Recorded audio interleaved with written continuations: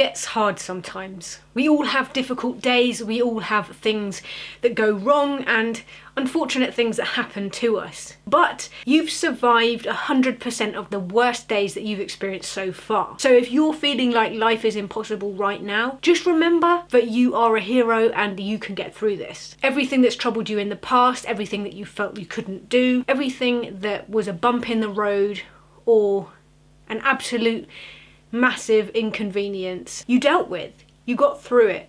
It might have been a little bit messy, but you survived. You're still here. That is all evidence that you can get through whatever is troubling you right now. Just keep going. Take little steps, break down the problem, break down whatever is troubling you into manageable, actionable steps, and you can overcome this as well. Every bad thing, every undesired outcome, every bump in the road that you experience is usually setting you up for something better down the line. If you've just experienced a breakup, well, that person wasn't right for you. If you think of it like that, and that somebody perfect who is right for you is somewhere down the line, that can help you sort of reframe that negative thought and realize that actually everything happens to serve you. Everything in life, on a scale from amazing to awful, is setting you up so that things that happen in the future are more appreciated, or so that you deal with them better at the time. Now, perhaps life is feeling impossible for you for a completely different reason. Perhaps it's not something that has happened, but it's something that is going to happen. So you're worrying about a future event. Often the anticipation of something is worse than the actual thing itself. We have these anxieties and worries. They're all up here. We create a lot of our own pain in that respect. And these worries and anxieties, they're not built on strong foundations. And actually, they can be broken quite easily if you just reframe how you are thinking about those things that you need to deal with in your future or present moment. You need to take your struggles, anxieties and worries and approach them from a more logical viewpoint. So question the things that you're thinking, the things that you're feeling. Are they rational? Do you have evidence to back up the scenario that you imagine playing out when this thing that you're worrying about is going to happen? Perhaps you have a job interview coming up and it's for a job that you have convinced yourself that you're not qualified for. You've got that imposter syndrome going on. You haven't even had the interview yet and you've already told yourself you're not going to get it. That is really not the most ideal way to go into that scenario. Why shouldn't you get it? You're an awesome person. You wouldn't have been given that interview if you didn't have the skills that they were looking for. You need to approach things that you are anxious about in the way of, why wouldn't I be the perfect person? Why wouldn't I get the job? What is the evidence you've got to back up those things? Ask yourself these questions. So, say you think you're not good enough for that job. Well, why do you think that? Has somebody told you that you're not good enough?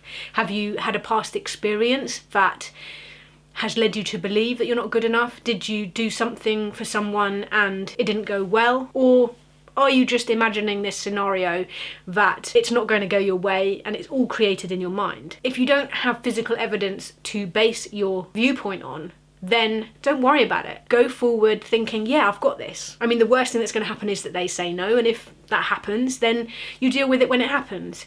But don't give yourself this inner turmoil before it's happened. Try and stay present.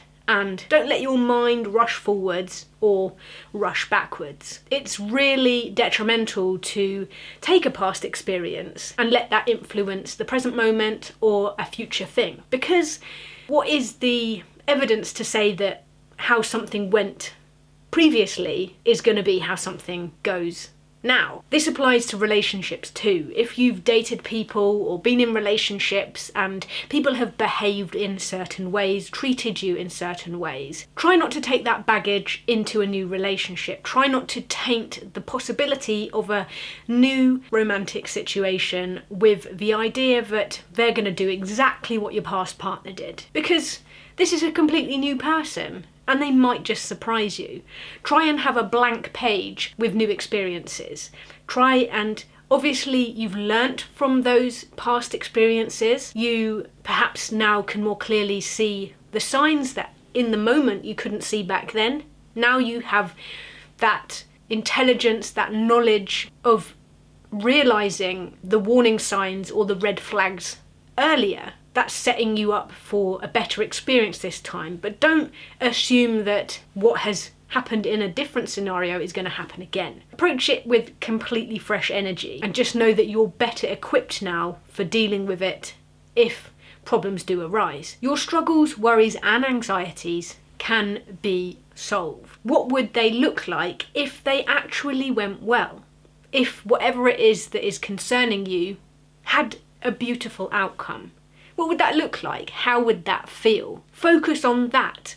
Focus on the feeling of things happening in an ideal way. You can easily create a scenario that doesn't go your way. So if you've got the imagination and the capacity to do that, then you've totally got the imagination and the capacity to imagine that in a positive way. That's going to make you feel so much better. It's going to make you feel so much more confident and capable to deal with whatever it is that's worrying you. And it may not turn out as positively as you've imagined, but you just aren't going to carry that anxious energy into the thing. You're going to be tackling it from a more intellectual level rather than an emotional level. Too often we bring our emotions into something and we let that almost corrupt our intelligence. We let that hijack our rationality. So try not to let your emotions lead your thinking around whatever is feeling impossible for you. It can also be helpful if you have a dilemma in life to make a for and against.